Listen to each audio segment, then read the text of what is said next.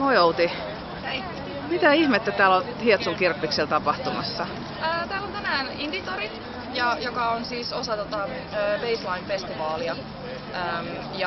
Täällä on tänään niin kun, koko tää tori niin on pelkästään täällä on bloggaajia ja sitten täällä on vielä niin Fashion Design Market, milloin niin tämmöisiä independent-suunnittelijoita ja niin pieniä firmoja. Että aika laadukasta kamaa on tänään Hietsussa myynnissä. Okei, kuka tän järjestää tän koko session? Tän järjestää Indie Days, mikä on siis suomalainen blogiportaali. Tässä sinne kuuluu melkein 40 bloggaria. Niin he järjestää tämän tapahtuman. Heidän kautta mäkin on saanut tehdä kutsun. Miten sun mielestä tää päivä on onnistunut? Tää päivä on onnistunut ihan fantastisesti.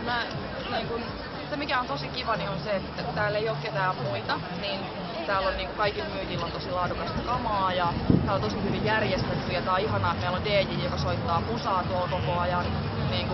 Kahvilat toimii, täällä on tosi paljon ihmisiä ja tää on ihan fantastisesti hoidettu.